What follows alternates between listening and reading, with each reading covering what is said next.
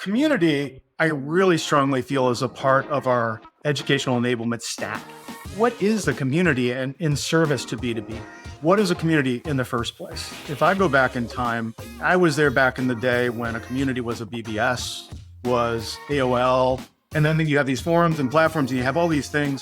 What a community is for B2B is a place where we encourage not just our customers, but our partners, our team members, and everybody to have a home base. Hi, I'm Ted Blosser, CEO and co-founder of WorkRamp, where we're redefining the corporate learning space with the world's first all-in-one learning cloud for employee and customer learning. Welcome to the Learn Podcast, where we learn from the biggest leaders in SaaS and hear what makes them successful. Hope you enjoy the show. Hey, what's up, everybody? Welcome back to the Learn Podcast. We have a special guest on today, Dave Derington, Director of Customer Education at ServiceRocket. Dave, welcome. Hey, how you doing, Ted? Thanks for having me on. I was joking in our pre-interview here. The tables have turned. Dave, you invited me to your podcast, C Lab, which we could promote here as well. And now I get to interview you, which should be really fun. It's going to be great. I'm really looking forward to this. When we talk together, magic happens. So let's rock and roll. All right. Let the audience know a little bit about you. Let's do an elevator pitch on you, what you're doing right now, and then we'll jump into the core topics today. Yeah, cool. I will start from my day job. I work at ServiceRocket, like I said, Director of Customer Education. What does that mean? I come to ServiceRocket after being a customer, and I've been in outreach. I've done all these programs. And now what I've been doing is working to help people like your audience to strategize, to plan, to articulate a roadmap for their educational program, doing it with the principles that we believe in that have come out of programs like C Lab, the 6 principles, like the manifesto that we have. And it's working. It's great. We do advanced partner training. I've learned a lot of new things in this opportunity. There's a lot of stuff going on out in the market right now. This is a great time for customer ed. I think we're ripe for good things. So this is where I'm at. I'm passionate about helping people to do the kind of work we do. Well, we were joking offline that I truly think you're probably one of the leading thought experts in customer education, almost in the entire world. Your podcast is a huge success. Is it the number 1 ranking podcast in the category of customer education? Is there anything that even competes? No, we're doing pretty good. The podcast is actually just right at about that 5-year mark. We're in our 5th season, and it's taken on a life and an existence of its own in a place of the community. So I will be honest is that there's not a lot of voices in customer education, and we're one of them. I'm actually doing a lot more work in elevating the mission of what customer education is, because I believe it's a core of customer success. It affects enablement. We're partners. We're up there, but there aren't many competitors in the market. Well, thanks for leading the charge regardless. And that's why I think it's going to be so fun today to actually spend time with you to get your perspectives on the market overall. The main topic I want to talk about today is the concept of convergence.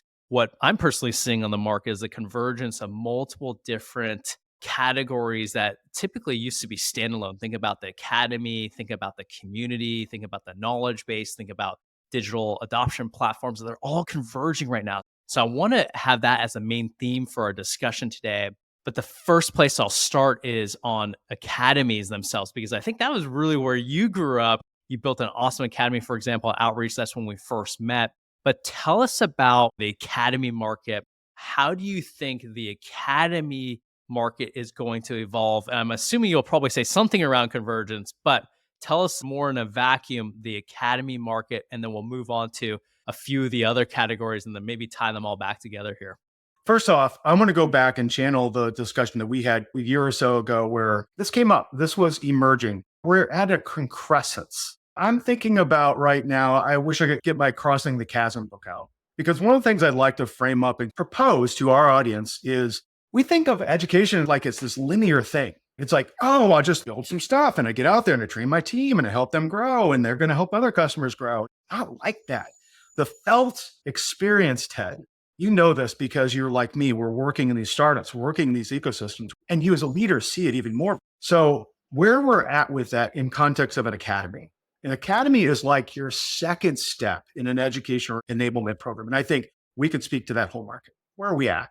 When you get to the point, Ted, and you want to do an academy, you've realized I got enough people that I can make some content. I can organize that content. I have WorkRamp. I have the tools, the stack that allows me to build out a self-service approach.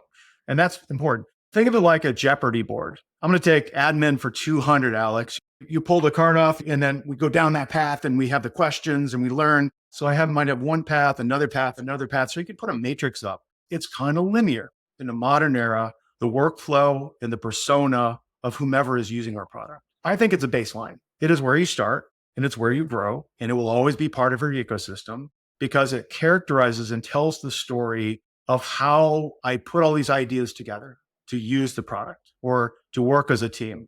That's a great start. When you think of it as a baseline, the work ramps of the world, the skill jars, thought industries of the world, when you just think about the academy itself, and I'll take a technology bent to this, it seems like we all have the baseline. We all have courses, they're available within whatever hierarchy, a folder structure or on a landing page there. Do you see that evolving into something even greater over the next couple of years? For example, extreme degrees of personalization. What do you think's next? And again, this is just Academy's lens from a technology standpoint beyond the baseline. It's going to be about this concrescence. We keep seeing these things happen like Chat GPT appears. It just lands on my door like a cat that came in from the wild. These emergent technologies are so helpful. The big new thing is how we're grappling with it. Artificial intelligence and machine learning. What I mean by that is not necessarily Chat GPT, but that's a good place to start. It's these scaling resources, these things that help you and me. Maybe you started writing out something that you're going to share with your customers about your new value prop for WorkRamp over the next year. If you're like me, Ted, sometimes my thoughts are disorganized. I'll throw everything down on paper and I have a couple resources and I go, okay, ChatGPT, help me. And then let me pull a few things for you, get you started. And like what was a 4-hour job for me as a marketing person, a leader, an education person, now truncates into something that's more linear. I know I want this assist. I want to be able to build and automate content. I will talk about one platform that I think is really cool, which is Vidiate, where we can create and construct videos on the fly with audio, with translation. And if you want me to really hardcore nerd out, those things could be hooked into your continuous delivery or continuous integration platforms like Jenkins or whatever, where I automatically string all these things up. So product changes, that hits a threshold of I've got to maintain all this content and all this stuff in my academy. What if those things were just automatically updating and there's no human involved? Or there's a human involved who is now a subject matter expert that can make sure to refine. They're not necessarily an education person. We've taken all that best practice mindshare and pulled it into templates and things that work and things that drive success. Now I'm thinking like Gainsight, I'm thinking like outreach, I'm thinking like all this automation. I can talk about a lot of stuff, but I think that's the core of it. You're spot on. I think about where the innovation is going to happen. You've talked about this before, where customer education doesn't always get the investment it should, and we need to figure out how to scale our efforts. Content might be one of the highest leverage points. Maybe I was thinking about it wrong, and I thought your answer is going to be something more on the front end. What was the customer experience? And maybe that has a little bit of innovation, but you're saying is on the back end, and how do I scale long term? Let's shift gears to, I think, an area that has a lot of momentum right now, which is communities. You've had guests on to talk about communities. I wouldn't say it was in your immediate sweet spot. I could be wrong when you start Seed Lab, but it's starting to get there. Give us your thought on B2B communities, how you feel like it's evolving right now, what they should be. Give us your rundown there, and then we'll talk about the convergence between academies and communities. Community, I really strongly feel is a part of our educational enablement stack. I want to shift the language a little bit more and talk about how we incorporate these technologies and thought process. It doesn't mean that we don't have an expert of community, but this stuff isn't particularly hard. What is the community and in service to B2B? What is a community in the first place? If I go back in time, I was there back in the day when a community was a BBS, was AOL, and then you have these forums and platforms and you have all these things. What a community is for B2B is a place where we encourage not just our customers, but our partners, our team members, and everybody to have a home base. Just like I go to Facebook or something where I have a community of people that I care about and I interact with, or I just want to fight with. Communities as a certain service of B2B is a little bit harder. You go to whatever platform you like, and there's people there, and there's content there, and there's stuff that's happening. If I go back and I think about Gainsight, it was kind of the nascent state of communities for B2B. And we had built a platform, and then it was like, where's everybody? We had to build that as a part of our platform, as a part of our customer success program, fill it with content. And then it started really serving us as a way where people were promoting ideas and natural things were happening, and it works. But I want everybody to think seriously about it, that it's not a panacea. You can't just throw a community out there. You have to have an executive sponsor, and you need to start integrating that into other of your stack. Let me ask you this. What do you think the top outcomes should be from your community? So, for example, you will have the influitives of the world who have their flavor that's a little more on the referral driven side. Let's call it top of funnel. Let's go generate money from your communities. Then you have the discourses, which is a little bit more forum like application that's all about product support, making you a better product user. If you had to kind of stack rank your personal opinion, because you're going to come at it with a lens of customer education, where would you stack rank in the B2B world the outcomes you should try to drive from your community? One is engagement. What does that mean? You can measure it in terms of engagement metric, how many MAUs, whatever, monthly active users, daily active users. That means something for success. So I want to speak in the language that we need to be thinking about. And I know some of the customer success thought leaders out there will say, we're all driving to outcomes. Those outcomes are typically you and I get a new product and, well, we got to do something tomorrow with it. And we got to get enabled to do that. Where community comes into that is it's transcendent and it's a little more meta and it's a little more evolving. The outcomes that I want to see, one, is that everyone in your business space, your customers, your partners, are able to ask questions broadly, the whole market, and not just a support agent. They have other things to do. They're focused on break fix and problems and real issues. You get on and you go, oh, Dave, that's easy. Let me show you. And you screenshot something. Guess what? That gets pinned. And then that gets liked 10, 100,000 times. And then we convert to a blog. And then we do an education and enablement material for it for different teams. So it's another font and resource for success. And I think that's the first driver. Don't think about the money. Think about the success. Thereafter, that engagement that can help drive that success. And then we want kind of a lead generation, solve a problem that's generating more revenue over time because we have a longer lifetime value of our customer. You know, I'm a scientist, and when I think about calculus, I think about all the area under the curve and all the little things we do. This is one of those playbooks where we can actually see the effects and the outcomes of helping. Everyone, want to take a second to talk a little bit more about WorkRamp right now. You are listening to Dave Derington, who's talking about the convergence of technologies in the customer education category. If you're looking for the ultimate platform to converge all of your learning needs, look no further to WorkRamp. WorkRamp is what we call the all-in-one learning cloud, where you can converge your employee, your sales enablement, and customer education efforts all on one unified platform. If you want to learn more, visit us at workramp.com. Now back to the show. Drive value to the community members, answer their questions. Let's make them product experts. Let's make them highly engaged. That's number one. Once you do that, you can drive top line goals. This is them retaining, this is them referring, this is them doing case studies for us. But first and foremost, just make them as successful as possible on the product and engaging on that. That's great stack rank, because I do have that debate. It's like, if you ask a marketing leader or a sales leader, they'd be like, where are my referrals from the community? That's their number one thing. But I love the customer success lens to this first, which will then breed. I'm going to parrot this again. I did a talk at Gainsight's Pulse this year. What was important is that we're thinking in the lens of B2B businesses and successful outcomes.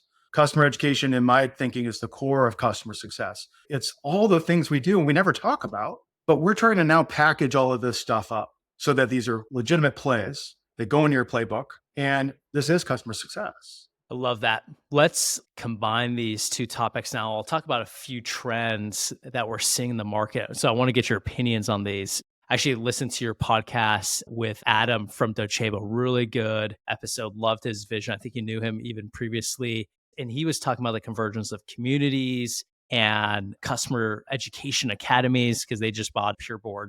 Then you have Nick Mehta, your former boss over at Gainsight, who literally just last week bought NorthPass, who we're very familiar with as well too. So you see this convergence, and we've also been watching it as well. Now let's talk about that convergence. What's your opinion on the convergence? Where you think it should go? Love to just ask you that open-ended question, and we can navigate from there. The day of that announcement, it was weird. I got all of these pings on my phone and it woke me up. Is there an emergency? Is something happening? Then everyone's like, Dave, did you see this? I'm like, no, what? And that day was very interesting. And the rest of the day, we just went to LoCon, which is a conference for customer education enablement, this whole thing. And everybody there was talking about this and like, what does this mean? I had a kind of an analyst who's been working in this market for 10 years and trying to help the market. I think this is a shot across the bow for the industry. You've got Nick Mehta standing up and saying, look, this concept of customer education is a tool. It's a framework. I want to actually incorporate customer enablement or user enablement or partner enablement. I don't like to differentiate these things because my friend Samantha Murray said this: knowledge governance, curation of all the materials that go into supporting a customer at scale. You talk about Nick and Gainsight and NorthPass, and the language that's emergent from this is this concept of scaled digital success, scaled customer success, digital customer education. They're all evocative of one thing, which is, in this context, a trend, a push or a drive to allow people in their own place at their own time, whenever, wherever, in whatever language, whoever they are, to get the help they need to get a successful outcome. And my feeling about that is education in its role. We could call that enablement. We could call that engagement. A lot of the times, what a CSM does is help teach. They don't think about it. We all teach. So going back, reframe, this acquisition happened. On one hand, I'm a little scared, and everybody should be. All of us are going to benefit by cooperation. We have our own tracks and our own goals and stuff, but we have to do a little give and work with each other. But we all slot into the space, the ecosystem differently. We can constellate a series of best practices and thinking off of a framework that embeds into our overall Gainsight stack platform of technologies. We mentioned community. Inside it is a part of that package, right? You've got Gainsight PX. What's happening in the platform and how do I capture that and what can I do with that? So all of that I like to call telemetry. What did you do, Ted? Oh, you clicked the button and then you didn't do anything after you clicked the button. And what does that mean? I see this as building out the framework with a platform. An LMS is a database. That's almost pejorative. At the core of everything that's behind WorkRamp, it's people and what they did and how they did it and what they got and constructed in a learning program. So I think what this does to us is it helps contextualize how the effect of education impacts successful outcomes over an entire market in an on-demand or self-service play.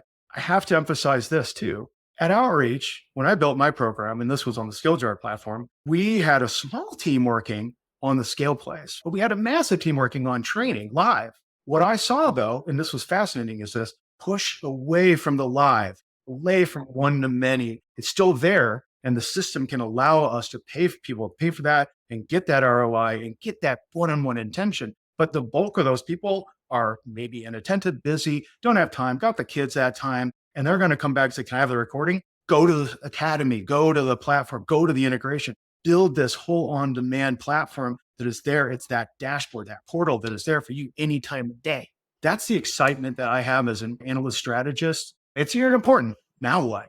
So have you formed an opinion? I don't know if people are coming to you, but when you think about the core technology pillars right now, academies, community platforms, knowledge bases, do you feel like those are going to converge? And do you recommend that buyers or your brethren that you work with start thinking about that convergence and factor that into their decisions? Yeah, I like to think about all of this stuff as a stack. What's a stack? My educational stack is that thing that when I walk into a job or a role, I go, okay, what is my community? Do we have an LMS? We have 3. Why? And which one works? How do we measure what a customer is doing? Where's my CRM? What's our data lake or data warehouse where we can bring this together? What tools can I use myself? I want to work with a BI person to get all these sources put together in one place. Let's just put in context of Nick Mehta at Gainsight. And this is something we did together when I was working there. Thanks to Nick and an amazing team of people, we're able to put together my LMS data in and merge that with CMS data. And I merged that with the product data. We had dashboards that Nick, could go to the board meeting with, real time, accurate, and showed usage, NPS of the education program, all this stuff. Why I say this is that our stack allows us to interconnect all of this information that's happening in the digital world. Now we've got these data sources. We are pushing them, compressing them, and building a constellation of interpreted data. that tells us what a customer is actually able to do, where they're stuck. And the gravitas of that is I can make a trigger or some kind of a call to action or some automated response that says, Nick, you're my customer. You and your entire team have not been using WorkRamp like you did. Total usage is down. Rather than me being a CSM, finding that out 3 months later at renewal, that's already in my playbook. I'm an enablement coordinator and I'm seeing my team internally not engaging with my material and they're using it down. And I still am using a Gainsight. I can build triggers internally for that to go to my internal team, to my managers and staff. And now I'm not fighting L&D type stuff. It's all integrated. So I'm pausing intentionally. Think about that stew like a pinball machine and I'm upside down. And I'm stringing it all together. And you have this experience of you're an exec and you're walking out of a meeting and you got your admin there who knows all of your stack and they can pull up Gainsight and look at the dashboard. Yeah, that's a problem. Hey, can you write me a report on this? And we've got all the data there. It's all together in one place. That's convergence. I want to go a little bit further and say there's another end of this that's the worry end. I like to position myself, like you said, as a thought leader, but it's more than that. I'm a practitioner. I still hit my own stuff and make my own content as a hobby, and I keep motivated. If you're a thought leader, let's keep busy. But what I see is this next layer of integration. Why couldn't you swap out the learning platform with another learning or connect to it via an API framework or a connector? But the things we could do behind the scenes now are, I'm going to join my enablement data into the Gainsight stack. And here's the API, here's the connector, boom, here, just turn it on. It goes in, it sees your schema, your database, it pulls the right things in. Now it can look at my partners are enabled like this, my customers are doing this in this LMS that's over here. The swap and plug and play modularity of an integrated tech stack around education and enablement and learning is perhaps to me the holy grail. That was a great monologue, Dave. I think we had this really nice theme from the top of our conversation around the academy market going, and a lot of that's on the content creation side, and hopefully AI can help out there. But you pulled this all back together really well, where this convergence is not just happening because of better content creation or better academies, but it's really the unified data set that a business now has visibility to that could take action on. It could be on your Gainsights of the world, the Catalysts of the world, Salesforce of the world. But if you have that unified data set, that's really what you're gunning for. So, Dave, I know we're running up on time here. I'd love to move over to Learn Rapid Fire Round to close this out. This is a section where we just ask a few questions, 1 to 2 line answers from each, especially from someone like yourself. What is one podcast, book, or blog that is top of mind for you right now? I keep watching or listening to Greeking Out, which is a Nat Geo podcast about Greek and Roman mythology and war, because my kids listen to it. Best darn podcast I've listened to. I've learned so many things from it. It's just fun. Probably beefing up your vocabulary. I think I've learned 4 new words in our short 30 minutes together. All right, next one. If you could learn from one person, alive or dead, who would it be? Ryan Reynolds, because I really love how he's taken that humor and business strategic thinking. And I want to see us do that for education, like on TikTok and YouTube, these micro things. And I want to learn how he's doing this and what he's thinking about in the back end. What a business strategist and a great actor. This is Deadpool Ryan Reynolds. That's a great answer. I don't think we've heard that one. And maybe he does listen to this podcast. We'll see. All right, last one. One tip you would give to all the other customer education professionals out there. That is to find the others, ask for help, connect with your peers. You really should be finding resources, or if you are so motivated, share your opinion, share your ideas, get out there and share what you've learned. One thing I've learned, Ted, over the past few years in particular, one of my friends, Brian Childs, who runs Learning Outcomes, said to me, Dave, there are so many people that know customer education enablement out there. They know way more than any of us. And I believe that. And I know it. Experiences I've had this weekend, like LoCon, Learning Outcomes. This is a conference. C-Lab is focused on sharing that knowledge. I'm inviting people to come on that show who have the knowledge, right? Doing things like this. So get out there, find the others, get connected. You won't feel alone. You'll feel supported, and you'll feel like this all is starting to make sense. Dave, thanks so much for jumping on. Love talking through the various topics here, especially on this concept of convergence in general, but appreciate you taking the time. We'll have to catch up soon, and thanks for being a guest on today. Anytime, Ted. You're one of my favorite people to rap with about technology and learning and enablement. So keep doing this. This is wonderful to see it. I got you back. Thanks for listening to the Learn podcast. If you're a fan of the podcast, do us two favors. One is subscribe to it so you can get the latest updates of our most recent episodes. And two, write a short review of the podcast. This helps us get discovered in the broader podcast community. Thanks again.